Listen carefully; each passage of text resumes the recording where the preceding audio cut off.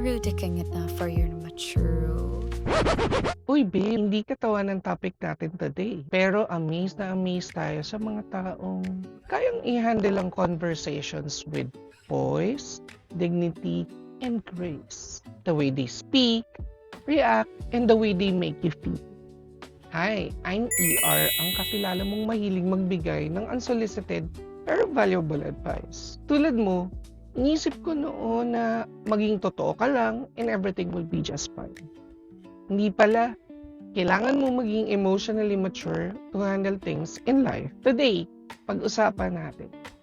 Ano ang emotional maturity? Paano mo malalaman na emotionally mature ka na?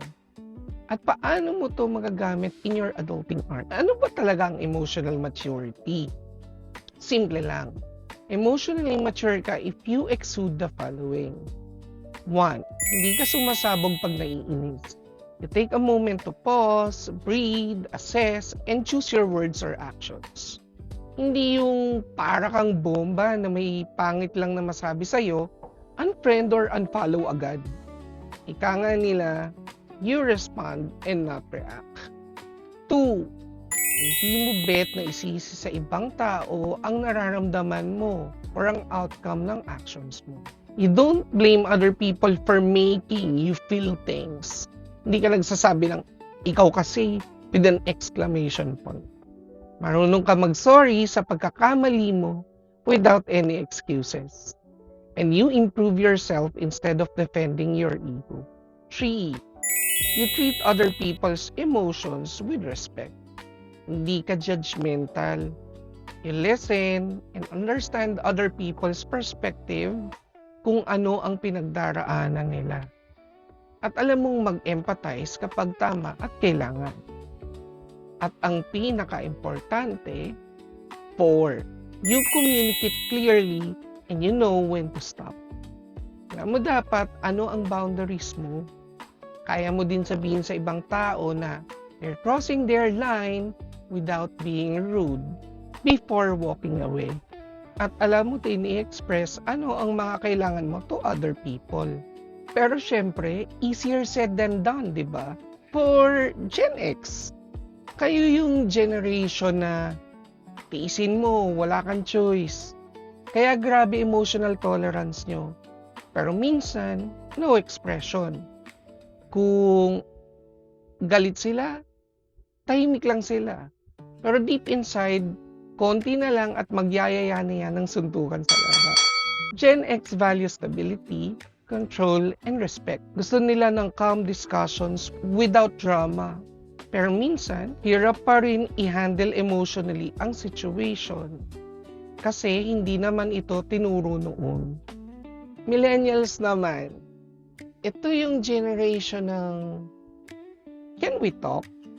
At yung can we talk na yan, parang boss fight sa video games.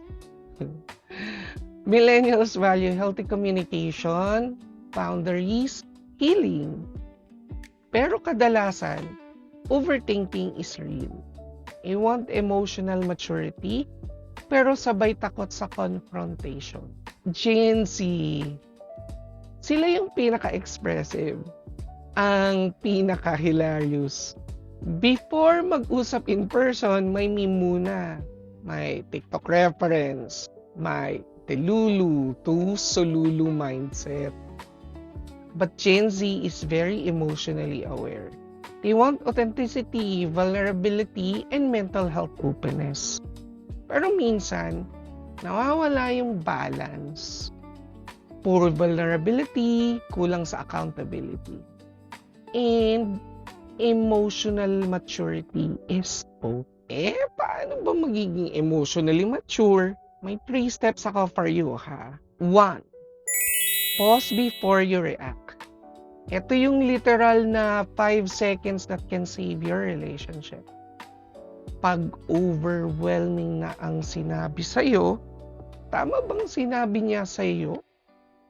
Masakit, acknowledge that hurt first. Ask yourself, bakit yun ang nararamdaman mo? Save that feeling later and ask supporting questions. 2. Respond with clear thoughts and say what you feel calmly. Say what you feel like. Sakit naman yan, be. Follow that up with, bakit? Paano mo naman nasabi? 3. Listen as in truly listen, without any prejudice or biases. Intindihin mo, bakit daw? Listening gives you that opportunity to get other people's thoughts. Baka naman kasi nasa delulu moments ka and you're not seeing or hearing yourself. These 3 open up the communication. Either may masasolve na problema, but never allow that conversation to get the best out of your temper. Kung mainit na, ipapart 2 muna. Time out muna. Coffee break. Recess. But if it's crossing your boundaries na, it's time to end the conversation soon. And before you go, make it a point na sabihin ang mga ito. 1. What you felt during your conversation. 2. Ano ang mga naintindihan mo sa pinag-usapan. 3. Mag-apologize ka kung may pagkakamali ka. 4. Sabihin mo kung kaya mo ang mga napag-usapan. Either you'll make some corrections about your behavior and how to make it up sa kausap mo. Or sabihin mo na hindi mo kaya, hindi mo tanggap, hindi aligned sa values mo. With respect. And the conversation has to end now. At the end of the day, emotional maturity isn't about being perfect. It's about knowing yourself, understanding others, and making choices that don't hurt you or the people you love. Hindi ka mahina for feeling emotions. Emotionally mature ka when you can face them. Sa ating question of the day, bumunot tayo sa nagmamarunong na box. Ang tanong, ano kaya mga itatanong sa'yo na ang sagot mo ay, tara, G? I-comment mo yan. Malay mo, ang susunod mo nang gagawin after watching this video ay ang mature role mo in life. Kung may kakilala kang gusto mong tulungan to become emotionally mature, i-share mo to sa kanya. And if gusto mo pa ng mga ganitong usapan, like and subscribe and let's grow together. In terms of happiness, health, and wealth, let's take it one day at a time.